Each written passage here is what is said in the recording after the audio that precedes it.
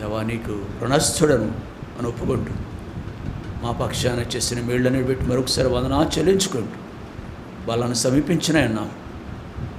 దేవా నీ స్వరమును మాకు వినబడి చేయండి, నీ ముఖమును మాకు కనబడనివ్వండి. ఈ దీనిని ప్రత్యేకంగా జ్ఞాపకం చేసుకోండి. దేవా నీ వశమందు నన్ను ఉంచుకోమని, నీ రక్త ప్రోక్షణ నన్ను తీసుకోవచ్చు. ఈ అభిషేకమును నాకు అనుగ్రహించమని, మీరు మహిమ పొందమని యేసు నామమున స్తుతించి ప్రార్థించి వేడుకుంటున్నాము తండ్రి. Bible chorus. పాటింప శ్రేష్ఠ గ్రంథము, పాటింప శ్రేష్ఠ గ్రంథము, అనుదినం పఠించిన ప్రేమతోడ ఓ పఠింప శ్రేష్ఠ గ్రంథము Bible. The best book to read is the Bible. The best book to read is the Bible. If you read it every day, oh the best book to read is the Hindi chorus. दुनिया में सबसे प्यारे पुस्तक Bible, दुनिया में सबसे प्यारे पुस्तक बाइबल.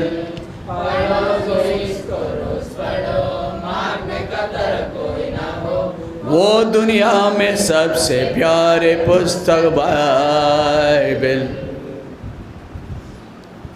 హైదరాబాదు అట్లాంటి నగరాల్లో అనేక భాషల వాళ్ళు ఉంటారు. మరాఠీ, బెంగాలీ, ఒరియా, కనీసం ఈ 3 భాషల్లో అయినా తర్జుమా ఉంటుంది, భాషల్లో మారుస్తూ ఉంటారు. అలాగే పాటలు కూడా. నా దగ్గర ఇంగ్లీష్ పాట ఉంటుంది. ఇదే పుస్తకం ఇంగ్లీష్లో ఉంది, ఉర్దూలో ఉంది, బెంగాలీలో కూడా ఉంది. ఎవరి భాషలో పాఠ పుస్తకం వాళ్ళ దగ్గర ఉంటుంది. అలాగున మేలు పొందుతారు ఒకే సహవాసం. అందరూ మాస్క్ పెట్టుకోండి, ఉంచుకోండి, మంచిది. అది దూరం మెయింటైన్ చేయండి, మంచిది. అది సాధ్యమైనంత వరకు పెద్దలు ఇద్దరికి బాధ్యత సహోదరులకు అప్పగించాను నేను. సహోదరులకు ఏదైనా మీకు అనిపిస్తే మాత్రం, సహోదరులు దూరంగా లేరు. అమ్మ ఎవరు తను, ఎస్ ఫీబీ, కొంచెం దూరంగా ఉండు, అది వెరీ వెరీ గుడ్. అలాగా కాబట్టి అలా ఉండండి. అభ్యంతరం పడవద్దు. మీరు అభ్యంతరం ఉంటే మీ చెయ్యెత్తి చూపించండి. ఆ సహోదరులు రక్షక భటులు 2 ఉన్నారు ఇక్కడ, అంటే పెద్దలు, వారు వచ్చి మీకు సహాయం చేస్తారు, మేలు చేస్తారు, మిమ్మల్ని రక్షిస్తారు. ఈ సమయంలో మర్చిపోవద్దు. అంతేకాదు, ఒకవేళ మీరు వెనుకాడొద్దు, సహోదరులకు చెప్తున్నాను, జ్ఞాపకం చేస్తున్నాను. 2 ముగ్గురిని తీసుకొచ్చారనుకో, 3 బ్రదర్స్ లోపలికి వెళ్ళిపోవాల్సిందే. ఆ టైంలో బ్రదర్స్ కేటాయించింది స్థలం అది. అక్కడ 7-8 కుర్చీలు ఉన్నాయి. అంటే కొంచెం కాంటాక్ట్, మరీ క్లోజప్లో వాక్యం విందాం లేకపోతే చూద్దాం అనేది కొంచెం ఇబ్బంది ఉండొచ్చు. అక్కడ కూడా ఇబ్బంది ఏమీ లేదు. కంప్లీట్ ట్రాన్స్పరెంట్ గ్లాసులు ఉన్నాయి. డోర్లు కూడా తీసాం, కిటికీ డోర్లు తీసేసాం, కుర్చీలు కూడా వేస్తాం, ఫ్యాన్ ఉంది, ఎవ్రీథింగ్ ఉంది, అక్కడ ఉన్నాయి. కాబట్టి తప్పనిసరి అయితే మిమ్మల్ని ఇంకా 10 మంది రావాలి. వాడు ఇంకా క్రమపరచబడలేదు. 10 మంది వస్తే మాత్రం బ్రదర్స్ ఒక 10 మంది లోపలికి వెళ్ళవలసిన అవసరత ఉంది. ఆ రక్షక భటు లేక పెద్దలు అన్నాను కదా, ఆ 2 మిగిలిన వారిని తీసుకుని వెళ్ళిపోవాలి. ఎవరైనా వెళ్ళాలి. మీ బాబు నేను ఇక్కడ కూర్చో, అక్కడ కూర్చోండి, వెళ్ళిపోవాలి. మేలుకోరు. అమ్మ నువ్వు ఇట్లా పెట్టుకో, చున్నీ వేసుకో పూర్తిగా. Yes,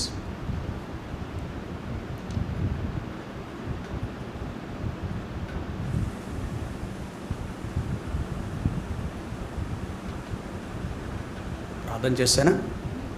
okay.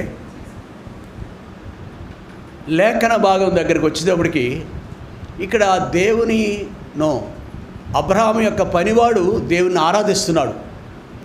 అబ్రహాము యొక్క పనివాడు దేవుణ్ణి ఆరాధించడం మాత్రమే కాదు కానీ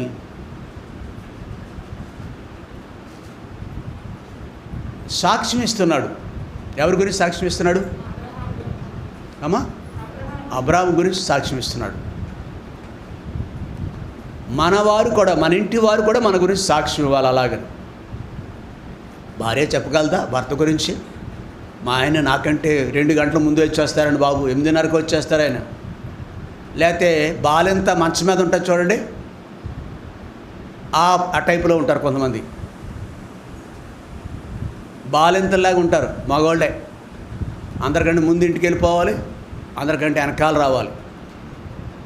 కాబట్టి సాక్ష్యం కావాలి ఇక్కడ.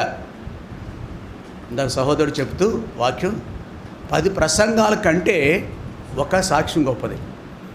సాక్ష్యం గొప్పది. స్త్రీలంతా కూడా మెడ చుట్టూ కూడా మీ చున్నీ వేసుకోవాలి. మీరు కూర్చి బట్టలు వేసుకుంటారు, మంచిది కాదు అది. మిషనోడికి మేలేమో లేదా మీకు మేలో నాకు తెలియదు, కానీ కుర్చీ బట్టలు వేసుకుంటారు మీరు. మీ చుట్టూ మెడ చుట్టూ కూడా రక్షణగా మీకు చున్నీ వేసుకోవాల్సిందే, మంచిది కాదు.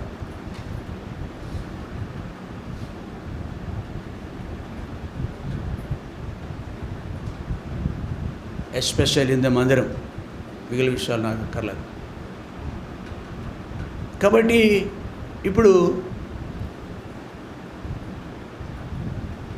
దేవుని గురించి మనం చెప్పే సాక్ష్యం ఉంది, మన గురించి ఇతరులు చెప్పే సాక్ష్యం కూడా ఉంది. ఇక్కడ అబ్రహాము గురించి ఇక్కడ ఎవరండి ఇతను? దాసుడు లేక పనివాడు. ఎవరైనా ఇతను? ఎలియాజరు. ఏమంటున్నాడు చెప్పండి, అక్కడ చదవండి.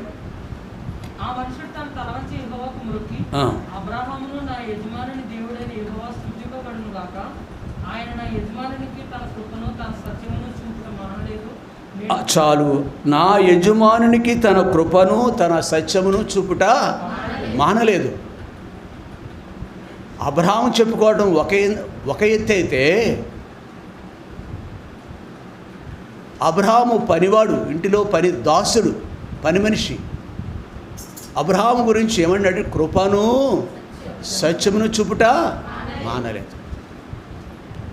కృపా చేత మీరు రక్షింపబడ్డారని మొదటి వర్తమానంలో ఉన్నాం. కృప ద్వారా మీరు రక్షింపబడ్డారు.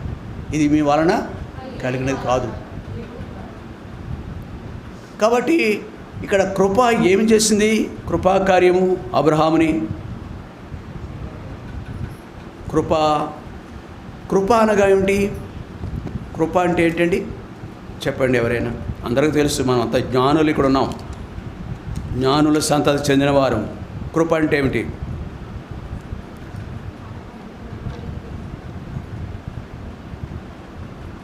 కృప అనగా అర్హత లేని వ్యక్తిని ఉపేక్షింపకుండా దయ చూపించటం, కనికరించటం, ప్రేమ, దయ, ఇట్లాంటి ఏ మాట కంటే అత్యున్నతమైన మాట ఏంటంటే కృప. నిర్హేతుకముగా ఒక వ్యక్తిని చూసి జాలిపడటం ఉందే, అది కృప అంటే. Abraham personally knows about the grace అని పేరు పెట్టుకోవడం కాదు. Do you know the meaning of grace?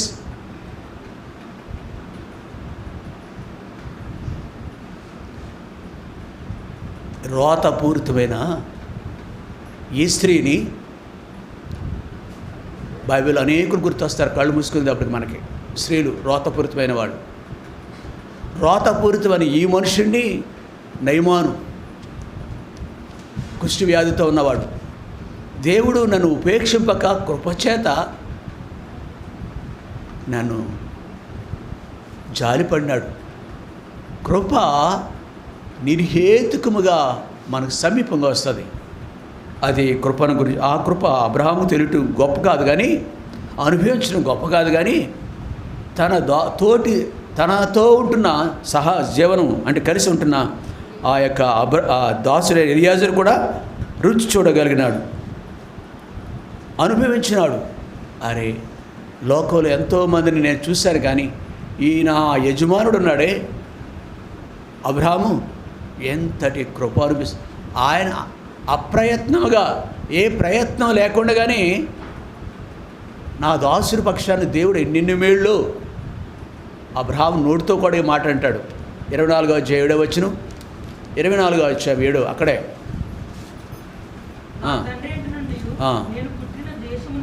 నా తండ్రి ఇంట, ఇక్కడ కృపను జ్ఞాపకం చేసుకున్నాడు. నా తండ్రి ఇంట నుండి, నేను పుట్టిన దేశం నుండి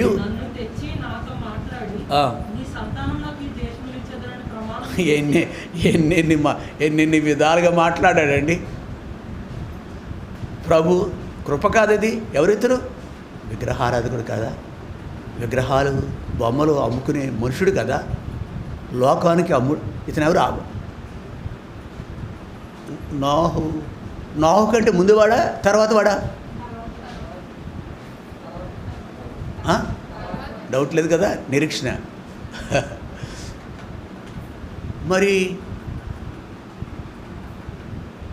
నోహుతో అంటాడు కదా, నీవొక్కడవే నా ఎదుట కృప పొందినవాడు. అవునా? నీవే కృప పొందినవాడు. 6వ అధ్యాయంలో అంటాడు ఆ మాట. 8వ వచనంలో చదవండి. ఆదికాండం 6:8. అది even in the case of Noah, ఇంగ్లీష్లో నోవా అంటారు. నోవా విషయంలో కూడా ఆ దౌర్భాగ్యమైన జలప్రళయం ద్వారా చనిపోయిన ఆ మనుషుల నుండి ఆ కాలంలో ఆ లోకమంతటికి జలప్రళయం ద్వారా చంపబడి ఉంటే ఇది కూడా ఒక ఉప్పెన లాంటిది. ఈ రోజుల్లో చూస్తున్నాం మనం, వైరస్ లాంటిది ఇది. అప్పుడు ప్రళయం అందరం తీసేసింది. ఒకే ఒక్కడు మిగులుతున్నాడు దేవుని దృష్టికి. నువ్వు ఒక్కడవే కృప పొందిన వాడువు. 7వ అధ్యాయంలో 2వ వచనం అనుకోండి, 1వ వచనం చదవండి. ఇప్పుడు అన్నాడు చూడండి, నీవే అంటే నువ్వు ఒక్కడవే కృప పొందినవాడు నీవే. ఎలాగా సాధ్యం? అది ఏమైనా కనిపెడుతుందా అబ్రహాంలోనూ? నో, అబ్రహాంలో నీతి లేదు, ఏమీ లేవు. అందరూ పాపం చేస్తేనే లేఖనం ప్రకారం.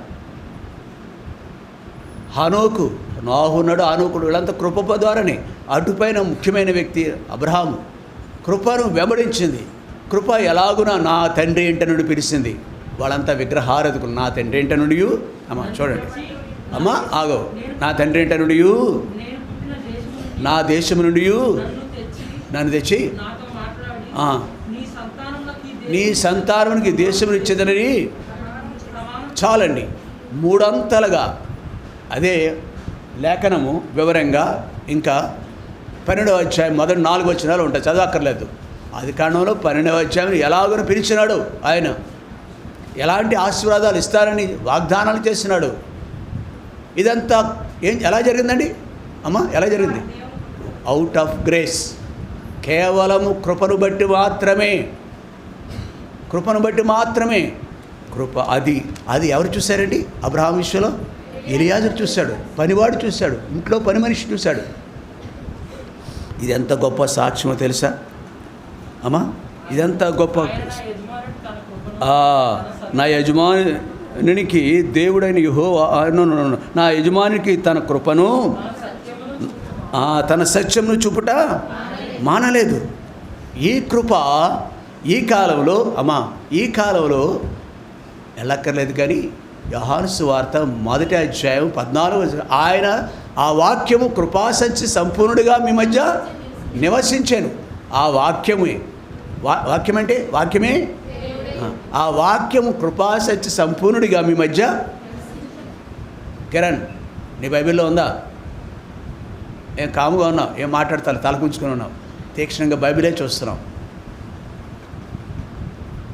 కాబట్టి ఇక్కడ కృప మనను కూడా దర్శించిందండి. దీనికి పూర్వం అబ్రహాముని ఇంకొక మాట జ్ఞాపకం ఉంచుకోవాలి అబ్రహాం గురించి. 30 ద్వితీయోపదేశకాండం 32వ అధ్యాయం, ద్వితీయోపదేశకాండం 32వ అధ్యాయం 10వ వచనం. అరణ్య ప్రదేశంలోను భేకర జరిగిన పాడైన ఎడారిలోను. ఈ వ్యక్తి ఇతనేనండి, ఇతనే. ఈ అబ్రామును పిలువబడ్డాడు. ప్రభువుని అంగీకరించిన అబ్రహామును పిలువబడుతున్నాడు. ఈ అబ్రాము అరణ్య ప్రదేశంలోనూ పాడైన ఈ లోకానికి సాదృశ్యం. కానీ వాటి ద్వారా జీవిస్తున్న కనుగొని వారిని ఆవరించి కనుగొన్నాడు. నశించిపోయే వారిని వెదకి రక్షించడానికైనా ఈ లోకానికి వచ్చినాడు. ఒకనాడు అబ్రహాము మన పితడు, మా తండ్రి, విశ్వాసుల యొక్క తండ్రి అయిన ఈ అబ్రహామును కృప ఎలాగున, కృప ద్వారా ఒక వ్యక్తి మానవు నుండి జీవంలోకి వస్తాడు. చీకటిలో నుండి వెలుగులోనికి వస్తాడు. ఎంత గొప్ప కార్యం చేస్తుందండి. కులము చూడదు, మతము చూడదు, వయసు చూడదు, గతమైన జీవితాన్ని ఇప్పుడు నువ్వు చేసే కార్యాలు కూడా చూడదు. అది నువ్వు రక్షింపబడి తప్పిపోయినప్పటికీ వెంపర్లాడుతున్నావు. మనుషులంటే వెళుతున్నావు, నువ్వు లోకం అంటే వెళుతున్నావు, నువ్వు డబ్బు అంటే వెళుతున్నావు, నువ్వు వ్యభిచారం అంటే వ్యక్తితో వ్యక్తి కాదు, దేవుని కంటే దేనిని ఎక్కువగా ప్రేమిస్తామో అది వ్యభిచారం అంటారు. సమయం దేవునికి ఎవరు కొంతమంది నా బాబు సొమ్ము అనుకుంటాడు. మన బాబు ఎవడు? ఆకాశం ఉన్న దేవుడు. ఆ బాబు నీకు రోజు ఇవ్వకపోతే ఏం చెప్పను నేను? ఈ రోజును చూడలేని వాళ్ళ గురించి మన ప్రక్కన లేరా? మన బంధువులు లేరా? మన తోటి వారిని చూడలేదా? ఇంటి ముందు ఇంటి వెనుక ప్రియ సహోదరి, యేసు ప్రభు మనలను ఎలాగున ఆయన కరుపాపుగా చేసుకున్నాడు, కాపాడుతున్నాడు అనేది తేటగా మనం చూడగలుగుతున్నాం. ఆయన మనను అరణ్యములోను పాడైన ఎడారులోను మనల్ని కనుగొని ఆవరించి ఏం చేశాడు? అమ్మా, ఇది తన కరుపాపుగా చేసుకున్నాడు. కాబట్టి మనం అసలే మన శరీర భాగాలన్నింటిలోకల్లా కన్ను చాలా శ్రేష్టంగా కాపాడుకుంటాం. నీతోటి నాతో పని లేకుండా కంటికి దేవుడు ఎంత అద్భుతం చేశాడంటే, ఎంతమంది రక్షక భటులు ఉన్నారండి? ఇది తెలుసా? పైన కింద రక్షక భటులు ఎన్నో, ఎంతమంది లెక్కెట్టండి, మీ ఇంటికి వెళ్తారు చూడండి. రక్షకులు అంటే ఒక్కొక్క వెంట్రుక ఒక్కొక్క రక్షక భటులు. పైన కొంతమంది రక్షక భటులు ఉన్నారు, కింద కొంతమంది ఇలాగన్నాను అనుకోండి, నూకలు పెడతాను, మేకలు కడతాను, ఇది అంటారు అని. కాబట్టి ఇక్కడ కడుపు చేస్తారు, కడు జాగ్రత్త చేసుకుంటారు అన్నమాట. కంటి సాధారణంగా మన కంటికే దేవుడు బహురక్షణ ఇచ్చాడు, శరీరానికి ఇవ్వలేదు. వెంట్రుకలు ఇచ్చాడు అనుకోండి, అవి కూడా రక్షణ కొరకే. శరీరం అంతా వెంట్రుకలు ఇస్తాడు దేవుడు, అవసరమైనచాడు మరి ఎక్కువగా ఇస్తాడు దేవుడు. అయితే అన్నిటికీ మించి దీనికి చుట్టూ రక్షణ వలయం పెట్టాడు, కనుపాపకు. ఆ ప్రభు ఈ కనుపాపన ఈ రక్షక భటులు కంటికి పైరెప్ప కింద రెప్ప మేలు చేస్తుంది. అయితే అంతకు మించి మన కనుపాపను కాపాడేవారు ఎవరండి? ఎస్, మన బ్రతుకు అంతని తన కనుపాపగా చేస్తున్నాడు. కాబట్టి ప్రియుడా, ఇది దేవుడు అబ్రహాం విశ్వలో ఇది ఎంతనూ ఏమంటామంటే కృప ద్వారా ఇదంతాను చూసిన వాడు ఎవరండి? అబ్రహాం యొక్క కృపను. అబ్రహాం ఎలా కృప పొందాడు? ఎవరు చూశారు? ఎలియాజరు చూస్తున్నాడు. ఆ ఎలియాజరు అంటాడు కదా ఒక రోజున, యెహోవా స్తుతింపబడునుగాక. చదవమ్మా. ఆయన నా యజమానుని. ఓకే, తన విడదీసి రాశారండి ఇక్కడ, కృపను సత్యమును. కృప ఎంత ఔన్నత్యం, జీవము కంటే ఉత్తమైనది, ఆకాశం కంటే ఎత్తైనది. అట్టి కృప ఒకనాడు అబ్రహామును రక్షించింది. ఆ కృప యుగాంతంలో మనల్ని రక్షించింది, మన కుటుంబాన్ని కూడా రక్షించడానికి సిద్ధంగానే ఉన్నాడు. ఇదిగో తలుపు వద్ద నిలిచిండి తట్టుచున్నాను, ఎవడైనను ఓ బుద్ధిహీనుడా నిన్నే తడుతున్నాడు. ఓ బుద్ధిహీనురాలా, రక్షంబడి తప్పిపోయిందానా, రక్షంబడి తప్పిపోయినవాడా,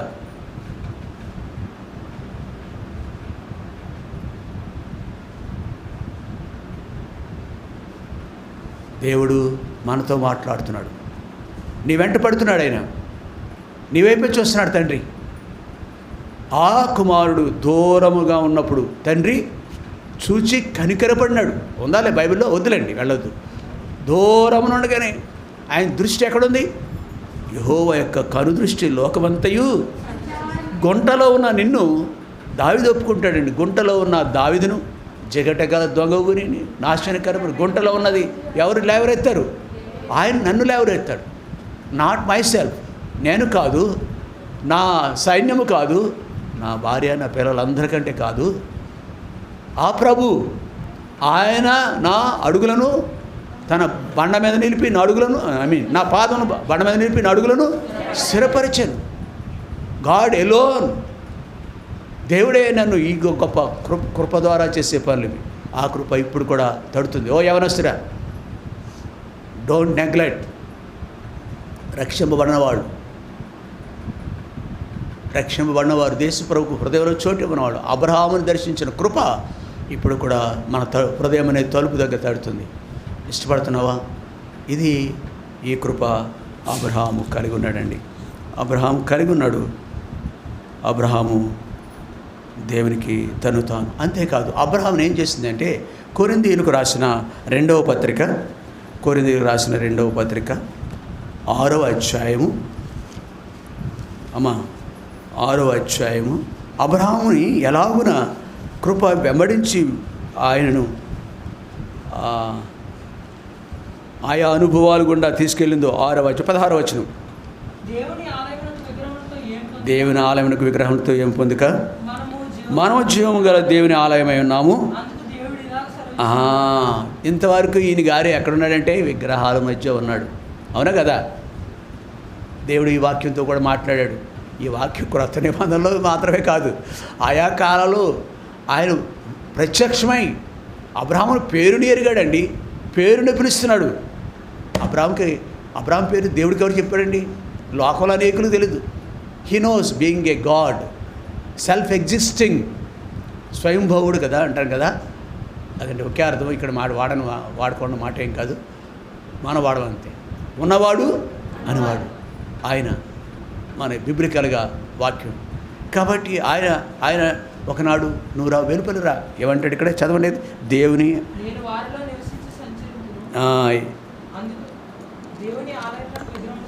దేవుని ఆలయానికి విగ్రహంతో ఏమి పొందిక, ఒకటి విగ్రహాల నుంచి దూరంగా రావయ్యా అన్నాడు.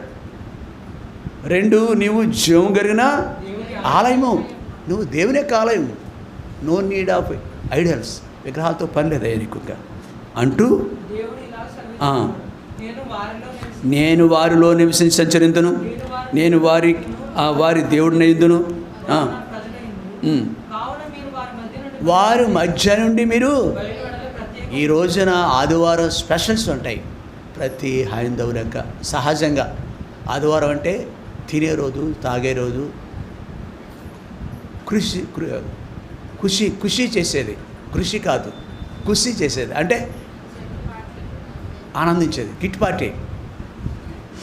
కాబట్టి అలాగున మనకు తెలుసు అలాంటిది కాదు ఇది. ఇది ప్రభునందు ఆనందించుట, ఆయన ఆలయం. ఇప్పుడు దేవుడు నువ్వు ప్రత్యేకంగా ఉండాలి. ఆదివారం నాడు భర్త ఉండొచ్చు ఇంటికాడ, ఆయన ఉన్నాడంటే లాభం లేదు. ఇంకొక ఆయనకి జవాబుదారీగా ఉన్నాం మనం. పుట్టించి పెంచి పెద్ద చేసి పెళ్లి చేసిన ఒక ఆయనకి జవాబు చెప్పాలి. కోర్స్ రక్షింపబడిన కొత్తలో ఇటువంటి స్వేచ్ఛ లేకపోవచ్చు, అది వేరే సంగతి. మన్నించండి. హైందవ కుటుంబాల నుంచి వెలుపలికి వచ్చిన వారికి అనేక ఇబ్బందులు ఉంటాయి, నేను ఎరుగుదును. ఆయనను ప్రభు స్వేచ్ఛిస్తాడు, ప్రభుకి అసాధ్యమైంది లేదు. కాబట్టి మనం ప్రత్యేకంగా రక్షింపబడిన తర్వాత అలవాట్లకు, ఆచారాలకు ఇంగ్లీష్లో ఏముంటుందని ప్రత్యేకింపబడ్డాడు, సెపరేట్, వేరుగా ఉండాలి. అత్తగారి మీద అలిగి కాదు, కోడల మీద అలిగి అంతకంటే కాదు, వేరే కొండలు పెడతాం. ఈ ఆత్మీయ జీవితంలో ప్రత్యేకత ఉండాలి, ప్రత్యేకించుకోవాలి. మన సమాజం నుండి, కులము నుండి, మతము నుండి మనం ప్రత్యేకించుకోవాలి. ఇది అనుభవంలోకి వచ్చాడు. అందుకే ఆయన చిత్తం అన్నాడు. అబ్రహాము బయలుదేరక పూర్వం చిత్తం అని చెప్పినాడు అనమాట అండి. కాబట్టి ప్రత్యేకింపబడి ఇది జీవితం ఉందా మనకి?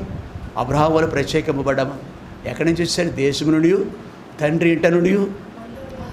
ఈ అబ్రహాము విషయంలోనండి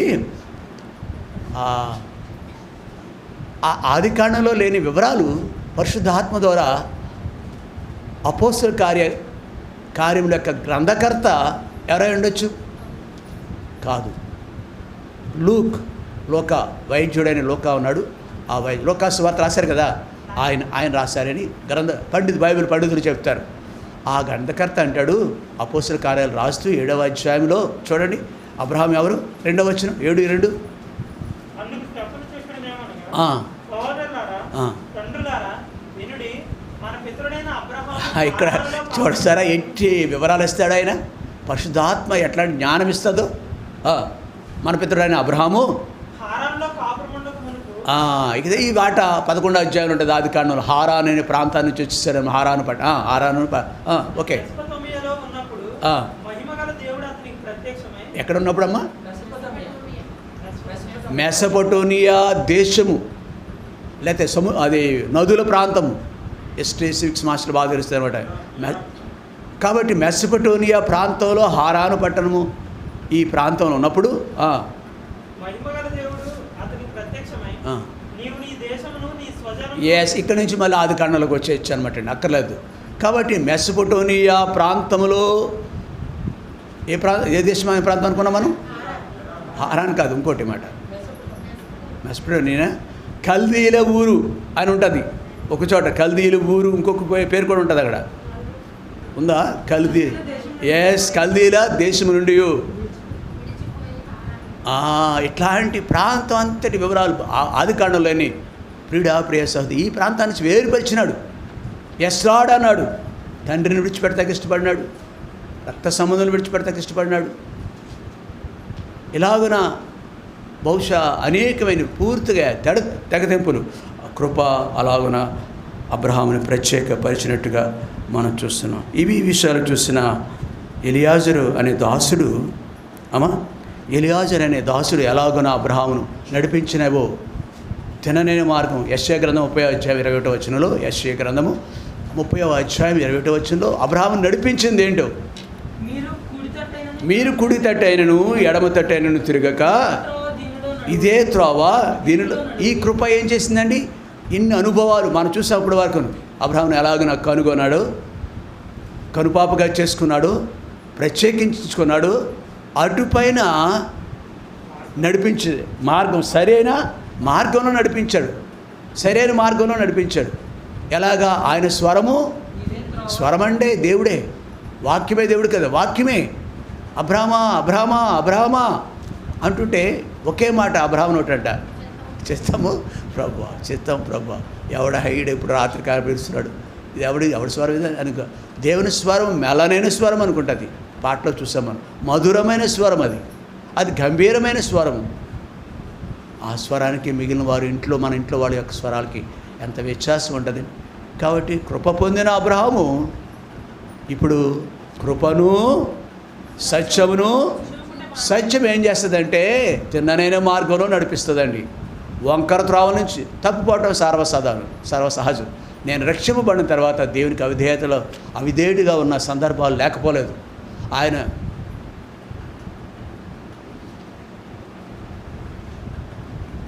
గాయాన్ని రేపిన సందర్భం లేకపోలేదు. ఆయన నామానికి అవమానం తెచ్చిన సందర్భాలు లేకపోలేదు. కానీ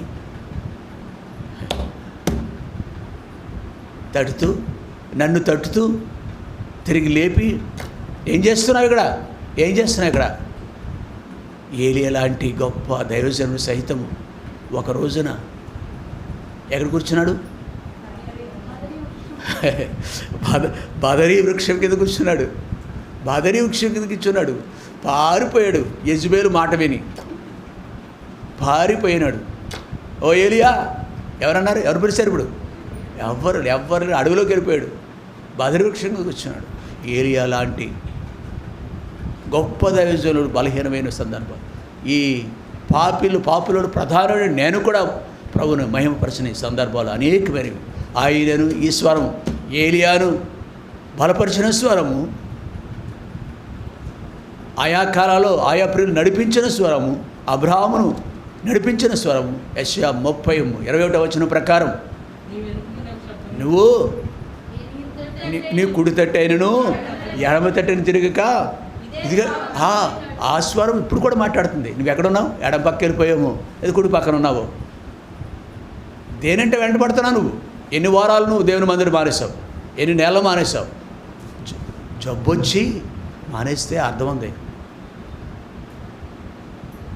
డబ్బు వచ్చి బాగా డబ్బు పెరిగిపోతుంటే డబ్బు వచ్చి కూడా మానేస్తారు. బలుపు వచ్చి కూడా మానేస్తారు. దేవుని మాట వినరు. ఈ యెషూరును బైబిల్ రాయబడిన మాట నో క్రొవ్విని వాడే ఉంటుంది బైబిల్. అక్కడ ఏమయ్యాడు? క్రొవ్విని వాడే కాలు జాడించాను. మాధవం పెరిగినప్పుడు మనకి క్షమించండి, కఠినమైన మాటలు ఇవి. కాలు జాడేస్తాం మనం. బైబిల్లో రాయబడినమాట. యెషూరు అంటే ఎవరండి? ఇశ్రాయేలు, దేవుని ప్రజలు, రక్షింపబడ్డవాళ్ళు. ద్వితీయోపదేశకాండంలో ఆ మాట ఉంటుంది. వద్దు ఏళ్ళక్కర్లే. ప్రియుడా, రక్షింపబడిన తర్వాత కూడా కొన్ని మార్లు మనం బలహీనలు అవుతాం. ఇప్పుడైనా ఈరోజైనా అప్పగించుకుంటావా? నీ ప్రభుకు అప్పగించుకుంటావా?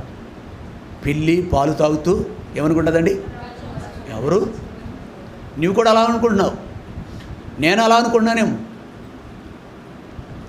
జాగ్రత్త సుమా. నీ బ్రతుకు ఏపాటిది? నీ జీవం ఏపాటిది? నీవు ఈరోజు వరకు నిలుచున్నావంటే కరోనా వైరస్ రాకుండా ఆయన కృప కదా. ఎందుకు అలా గర్విస్తావు? ఎందుకు అలా దేవునికి అవిధేయుడు అవుతావు? అవిధేయురాలుగా ఉంటాను. భయపడవద్దా? దేవుని భయపడొద్దా? నువ్వు ఆవు చేలో మేస్తుంటే ఏం చెప్తారంటే నిజాలంటారే? మాట్లాడు. నిజమయ్యి ఆవు చేలో మేస్తుంటే మాట్లాడారంటే మీకు తెలీదా? ఈ అమ్మాయి తెలియదు, చిన్న అమ్మాయి. దూడ ఉండదు, గట్టు మీద దూడ ఏం చేస్తుంది? ఆవు అంటే వెళ్ళిపోద్ది. ఆవులు మన పెద్దోళ్ళు 4 రోజులు అయితే కూతురు కొడుకు నీ మార్గంలో వస్తారు. నువ్వు ఏ మార్గంలో ఉన్నావో ఆ మార్గంలోకి వచ్చేస్తారు వాళ్ళు కూడా. నా పిల్లలు అలాగే అవుతారు. నేను బుద్ధి మార్చుకోకపోతే, భయపడకపోతే దేవునికి ఏం పర్వాలేదు, నేను బాగున్నాను, మేడల బిద్దులు ఉన్నాయి, నాకు అయ్యి ఉన్నాయి, వెర్రివాడా అని అన్నాడా? నీ ప్రాణము ఈ రాత్రే నేను అడుగుతున్నాను, జాగ్రత్త పడదామా? నేను ప్రతిరోజు దేవుని గణపరుస్తాను. సంఘాన్ని కాపాడుతున్నారు మీరు, కుటుంబాలు కాపాడుతున్నారు. ఈ గడి వరకు సుమా, రేపు ఏం జరుగుతుందో మనకు తెలియదు. సంఘమంతటిని కాపుదల. సింహాద్రి గారు, నయోమి దంపతులు దేవుని మందిరానికి వచ్చేస్తున్నారు. వాళ్ళు కొన్ని వారాలు ఆగారు అంతే, కొన్ని నెలలు ఆగారు. ఇప్పుడైనా రావద్దు, ఆ పరిస్థితి నుంచి రావద్దు, వెలుపలికి రావద్దు. వద్దామా? బయటకు వచ్చేద్దామా? కృప పొందిన మనం కృపను నిర్లక్ష్యం చేయకూడదు సుమా. కృపను నిర్లక్ష్యం చేయకూడదు. భయపడదాం, ఆయనకు మనలను అప్పగించుకుందాం. కృప మనల్ని కీర్తనలు 40వ అధ్యాయం 11వ వచనం ప్లీజ్.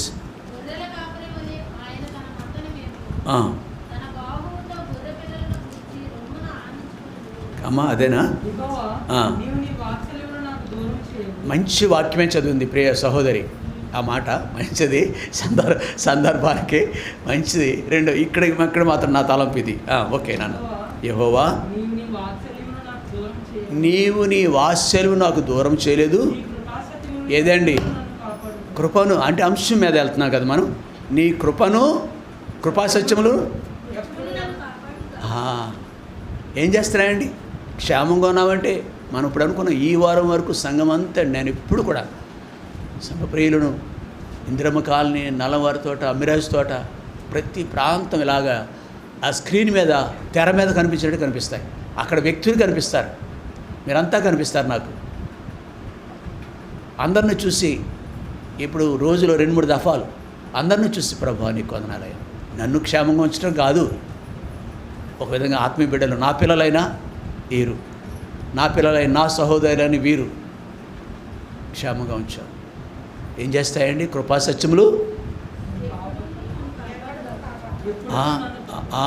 ఎప్పుడునూ నన్ను కృప రక్షించింది. కృప ఇన్ని ఆధిక్యతలు ఇచ్చింది. సత్యం ఏం చేస్తుందంటే నిటారుగా నడిచినట్టు చేస్తుంది.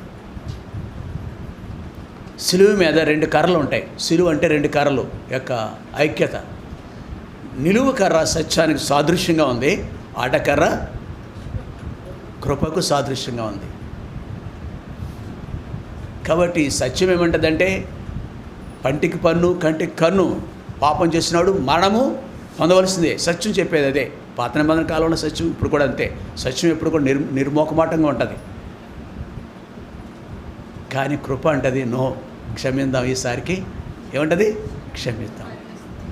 ఆ చిన్న బిడ్డ అతను ఆత్మీయంగా చిన్నపిల్లలు ఈ మాట ఉంటుంది కదా బైబిల్లో, యోహాను సువార్తలోను పత్రికలో, చిన్నపిల్లలారా, ఎవరు చిన్నపిల్లలు కాదు, వీళ్ళు 67 వచ్చిన 77 వచ్చినోడు కూడా నీవే చిన్నపిల్లడు. ఆత్మీయ జీవితంలో చిన్నపిల్లలుగా ఉన్నాం మనం. కాబట్టి కృపలు సత్యము శిక్షించమంటే సత్యం వీడు పనికిరాడు, ఈమె మందిరానికి రావద్దని చెప్పాడు. మీరు వెళ్ళి అమ్మ నువ్వు వెళ్ళి బయటికి వెళ్ళి చెప్పేసే, మందిరానికి రావద్దని ఆవిడ, అతన్ని రావద్దని చెప్పేసే. అంటే చూసి యోగ్యత చూసి, దేవుని నామన మహిమ కలగని జీవితం చూసి, నియమాకు కూడుకులో కూడా మనం పాలు పొందలేము.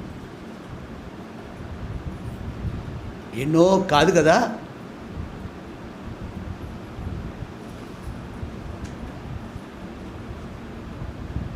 సత్యం అంటది no, he's not fit for do the work. He's not fit for do the work.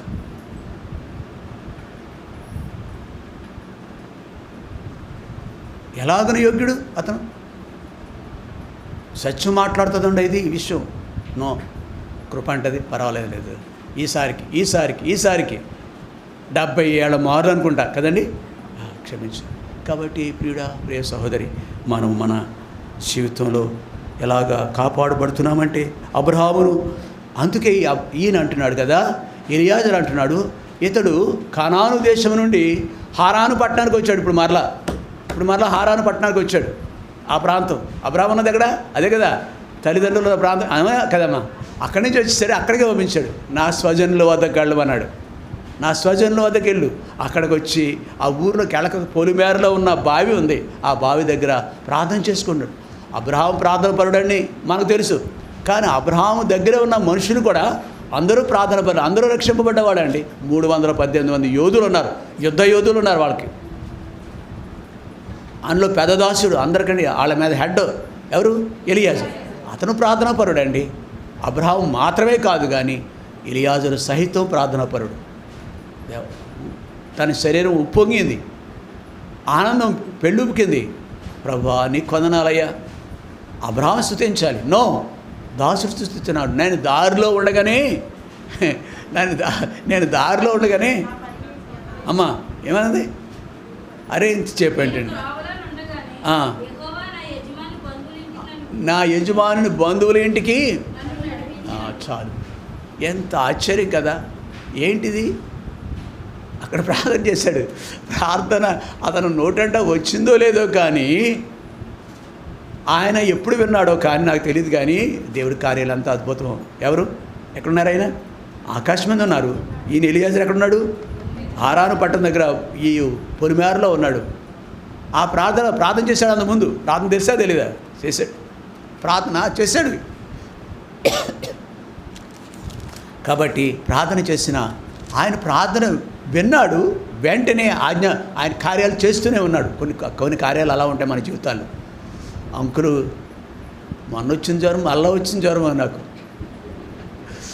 ఎవరికి లేవు అంటే మన విశ్వాసాలు ఎవరికి లేవు, నాకు వచ్చింది అంటే అలాగని కాదు. మా వీధిలో కూడా ఎవరు లేవు, ఎందుకు నాకే. మా ఆయన కూడా విసుక్కున్నాడు, నువ్వు పెద్ద భక్తురాలు కదా. నేను ముమ్మాటికి దేవుడు నన్ను క్షమించుగాక. బాధాకరమైన విషయం ఏంటంటే సేవకులు చనిపోయినారు ఈ టైంలో. నాకంటే చిన్నవాళ్ళు సేవకులు చనిపోయినారు. యోగ్యులు వాళ్ళండి, నాకు తెలుసు. నా వ్యక్తిగతంగా వాళ్ళతో ఫ్రెండ్షిప్ ఉంది, సేవకులతో. వాళ్ళు చిన్న వయసులో మరి ఏమనాలో నాకు తెలియదు. దేవుడు అనుమతించాడంతే. దేవుని అనుమతించాడు. ఒక దైవజనుడు నోట అంట ఈ మాట వచ్చింది. మన సమయం అయిపోతుంది, ఇంకొక 5 నిమిషాలలో ముగించుకుందాం. దేవుడు తన పని కొరకు నన్ను పిలిచాడు, పని అప్పగించారు. ఆయన భూమి మీద ఆయన యొక్క పని ఇంకా చేయవలసిన అవసరత దేవునికి ఉంటుంది. నా ద్వారా పని జరిగించవలసిన అవసరం భూమి మీద ఇంకా అవసరం. నేను కావలసినంత వరకు భూమి మీద నన్ను ఆయన ఉంచుతాడు. అది ఆయన ప్రార్థన. ఒక దైవజనుడు ఈ మధ్యకాలంలో విన్నానమాట. నేను చనిపోతే నాకు నష్టమే ఉంది, నా ప్రభుత్వం యుగయుగాలు ఉంటారు. కాకపోతే నేను ఉండాలంటే దేవునికి నా అవసరత ఆయన ప్రార్థనలో ఈ మాట చెప్పాడు. ఆయన దైవజనుడు, ఆయన మంచి దైవజనుడు, ప్రియ సహోదరి. ఆయనకి ఇష్టమైంది ఇంకా నన్ను, ఇంకా మనలను ఉంచాడు. మరికొందరు దేవుని సేవకులే, మంచివారండి వాళ్ళు.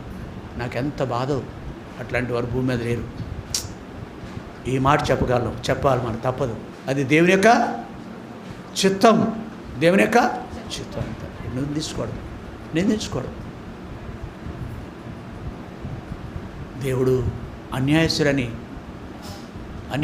ఎప్పుడు ఎంతటి శ్రమ ఎందు కూడా చెప్పలేదు. ఎవరు? యోబు. ఇంతటి భీకరమైన పోరాటంలో సైతము నోటితో ఒక్క మాట కాని మాట, తన నోట కాని మాట, ఈ మాట ఉంది, కాని మాట పలకలేదు. మనము బుడబొక్క ఏదో అంటారు, దుఃఖాలు తీసేసి దేవుణ్ణి కొంచెం నిందిస్తాం, నిందాపూర్వకంగా. ఏంటోనండి, చాలా జాగ్రత్త కలిగి ఉన్నాం, కానీ ఇలాంటి మాటలు నో అండి. అబ్రహాం దాసుడైన ఎలియాజరు విషయంలో ప్రార్థన ఆలకించాడు. 2 సందర్భం ఇది. అంటే దృష్టాంతాలకు వెళ్ళాం భూమి మీద జరిగే వాటికి. ఏంటి ప్రార్థన విన్నాడో లేదో ఎలియాజరు ప్రార్థన ఏం జరిగింది? మీకు అంటే స్పృహలో తేవటానికి మిమ్మల్ని అడుగుతాను. నేను ముందుకు పోవచ్చు, చెప్పుకుంటాను. రిబ్కాను ప్రార్థన ఇక్కడ దుబాయ్ దగ్గరికి పంపించేశాడు. ఎంతమంది ఆడపిల్లలు లేరు, కన్యకులు అంతమంది. అది రోజుల్లో ఆడపిల్లలు అంతమంది లేరండి. ఎవరు వచ్చారండి నువ్వు ఇద్దరికి? అసలు ఎవరన్నా నమ్ముతారు? నేనైతే నమ్మలేకపోతున్నానండి. దేవుడు ఈ విషయంలో కూడా నాకు క్షమించుగాక. ఏంటండి, నువ్వు తాగు, నీ ఒంటి ఒక్కోటి వచ్చి 50 బిందెలతో అవుతుంది అనుకుంటా. చాలా పెద్ద తిత్తి ఉంటుందంట, నీళ్ళ నింపుకొని తిత్తి. దానికి ఒక్కోదానికి ఎన్ని ఒంట్లు, మరి 10-15 ఒంట్లేము. ఎలా సాధ్యమైంది? గాడ్స్ ప్లాన్ అంటే అలా ఉంటుంది, దేవుని యొక్క చిత్తం అంటే అలా ఉంటుంది. చిత్తం గురించి మాట్లాడుకుంటున్నాం మనం. కొందరు చనిపోట దేవుడు ఒప్పుకున్నాడు, అంగీకరించాడు, అంతే. ఆ వ్యాధి కాదు, పేరు దాందే, కానీ దేవుడు అనుమతించాడు. కాబట్టి మనము ప్రియ సహోదరి, ఇలాగున అబ్రహాము యొక్క దాసులు వరే ప్రార్థన పరులుగా కూడా మనం ఉండాలని లేఖనాలు మనకి జ్ఞాపకం చేస్తున్నాయి.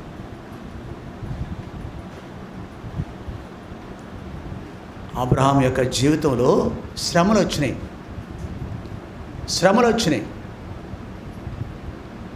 ఆయన కరువు వచ్చింది. 12వ అధ్యాయంలో ఉంటుంది ఈ విషయాలు, వెళ్ళక్కర్లేదు. కరువు వచ్చింది. ఎక్కడికి వెళ్ళాడు ఆయన? ఐగుప్తుకి వెళ్ళాడు. బేతేలు హాయికి మధ్య ఉన్న ప్రదేశంలో గుడారం వేసుకొని అక్కడ బలిపీఠం కట్టాడు. అది ముఖ్యమైన విషయాలు. నివాసం వేసుకున్నాడు గుడారం, తర్వాత బలిపీఠం కట్టాడు. అక్కడే ఉండాలి.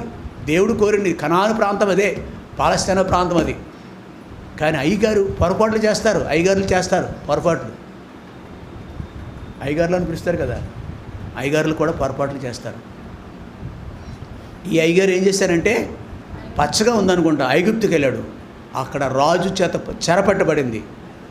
అంటే చెరలోకి వెళ్ళింది. చెరపట్టబట్టడం అంటే మరొకటి కాదు, చెరలోకి వెళ్ళింది తన భార్య. ఆ కరువు వచ్చు. అఫ్కోర్స్ ఆ బెత్లహేములో కరువు వచ్చింది.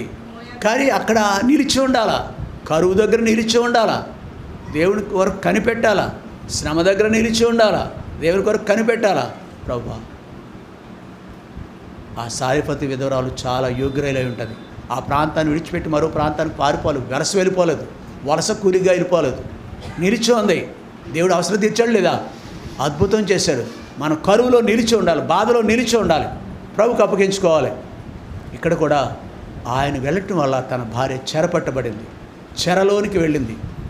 కానీ దేవుడు కరుణా సంపన్నుడు అండి. దేవుడు కృపగలవాడు కాబట్టి ఆ కృప అక్కడ కూడా, ఓయ్ ఓ మిస్టర్, ఓయ్ ఫరో, ఓ రాజు, ఎవరనుకున్నా అతనే చూడండి, అక్కడనే ఉంది మాట.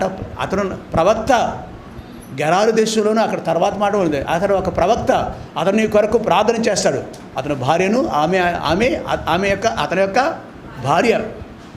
అతని యొక్క భార్య. జాగ్రత్త సుమ, దేవుడు అంతగా పట్టించుకుంటాడండి, అంతగా పట్టించుకుంటాడు. కాబట్టి అబ్రహాము విషయంలో దేవుడు గొప్ప కార్యం చేశాడు. అక్కడ మొదటి కొద్ది పొరపాటు అందాం. పొరపాట్లు ఉంటాయి, విశ్వాసులో పొరపాట్లు ఉంటాయి. నేను అద్దం దగ్గర నిలబడి నా మొక్క సౌందర్యం ఎంత, నా కురులు ఎంత అందంగా ఉన్నాయి, కృష్ణపక్షపు ఏదో అంటారు అక్కడ. కాబట్టి మనం మురిసిపోతాం, కానీ మన లోపము ఇన్షర్ట్ చేసుకుని మరీ మురిసిపోతూ ఉంటాం. మన లోపము మన దేవునికి బాగా తెలుసు. కాబట్టి అక్కడ దేవుడు నీ లోపం చూసినప్పటికీ, నీ తప్పుదం చూసినప్పటికీ ఆయన నిన్ను క్షమిస్తే, అబ్రహాముని క్షమించాడు. అక్కడ రెండవదిగా గెరారు దేశం అనగా ఫిలిస్తీన్ దేశం వెళ్ళాడు. మరోసారి కరువు వచ్చింది అబ్రహాము జీవితంలో. అలాగనే పట్టించు. అక్కడ ఆ రాజు కూడా చెరపట్టినాడు ఈ స్త్రీని. ఆ రోజుల్లో ఎవరినైనా ఏ స్త్రీనైనా తెచ్చుకునే అధికారం ఉండేది రాజులకి. ఎవరి భార్య అయినా తెచ్చుకునే అధికారం ఉండేది ఆ రోజుల్లో. తనకు భార్య చేసుకోవచ్చు. అదే పని చేశాడు దేవుడు, బుద్ధి చెప్పాడు గట్టిగా. ఎవరు? దావీదు విషయంలో ఊరియా భార్యను తెచ్చుకున్నాడు. దేవుని పిల్లల విషయంలో శిక్ష ఉంటుంది, అన్యుడికైతే శిక్ష ఏమో వేరే గంద. కానీ జాగ్రత్త సుమ, ఆ కీడుకు ఎంత అనేక రెట్లు కీడు అనిపించాడు. ఎవరు? దావీదు. అరణ్యానికి ఎందుకు పారిపోయాడు? కొడుకు చేత ఎంత తెరవబడ్డాడు. అది ప్రవచనం, వాగ్దానం. దేవుని పిల్లలు తప్పు చేస్తే భూమి మీద దానికి శిక్ష అనేక రెట్లు ఇక్కడే అనుభవించాలి. మనం భయపడదామా? ఆయనకు అప్పగించుకుందామా? ఒక వారం మానేసావు నువ్వు, ఆదివారం దేవుని అడుగుదాం, ప్రభువా నాకు అనారోగ్యంతో, నా భర్తకు అనారోగ్యం, నా పిల్లల అనారోగ్యంతో రాలేకపోయినా. వాతవేవేను మనసాక్షి, పక్షవాయువు కలిగిన వాడికి, పక్షవాతం అంటాం కదా, ఆ పక్షవాయువు గిలినా ఒకటే, గిలగినప్పుడు ఎలా ఉంటుంది? గిలినా కానీ అర్థం కావట్లేదు నా భాష. పక్షవాయువు కలిగిన వాడికి, పక్షవాతం ఉన్నవాడికి శరీరం గిల్లమనుకోండి, స్పర్శ ఉంటుందా? నో, ఎప్పుడు చూడలేదండి, మీకు తెలియదండి. స్పర్శ ఉండదు గిలిన. అలాంటి వాతవేయబడిన మనసాక్షి అంటాం. వాతవేయబడిన మనసాక్షిలో ఉన్న